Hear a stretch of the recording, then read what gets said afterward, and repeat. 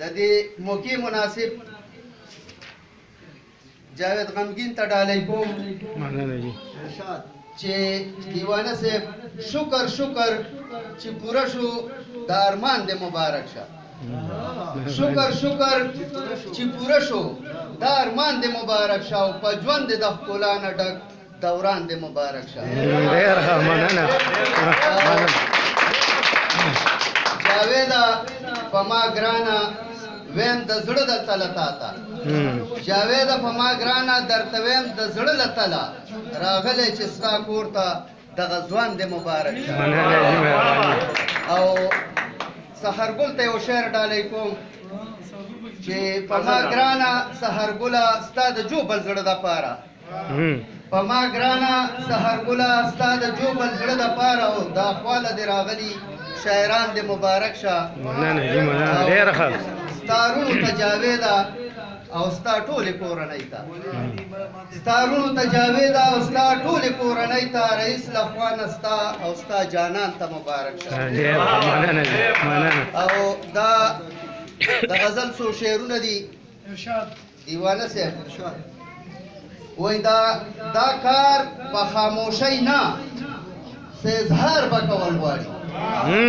دا کار په خاموشۍ نه څه اظهار به کول غواړي او د ودو زړونو بازار کې 1000 به کول غواړي ډېر ښه دا کار په خاموشۍ نه څه اظهار به کول غواړي د ودو زړونو بازار کې 1000 به کول غواړي او تر څو پورې به خپې د بل پرتې زمونږ په سټ وي دی کمل صاحب تر څو پورې به خپې د بل پرتې زمونږ په سټ وي او د دې دپاره دلته یوه لار به کول غواړي او نجات به اخلو څنګه او خواږه د ژوندون څنګه خوږ صاحب نجات باخلو څنګه او خواږه د ژوندون څنګه او د دې د غیرو د رسمونو نه انکار به کوم نجات باخلو څنګه او خواږه د ژوندون څنګه د غیرو د رسمونو نه انکار به کول غواړي او چې ځان ته پښتانه وایو پښتو وایو ملګرو چې ځان ته پښتانه وایو پښتو وایو ملګرو پښتو د ادب ناوې له سینګار به کول ډېر ښه بیا ووایه چې ځان ته پښتانه وایو پښتو وایو ملګرو پښتو د ادب ناوې له سینګار به کول غواړي او ټول عمر خو به اوښکې څڅېده نه وي دنیا کې ټول عمر خو به اوښکې څڅېده نه وي دنیا کې جړا پسې خندا ته انتظار به کول غواړي او شعر دی چې ملا صاحبه خلک د یو بل وینو ته ناست دي ملا صاحبه خلک د یو بل وینو ته ناست دي ناره د حق په زور او په جار به کول غواړي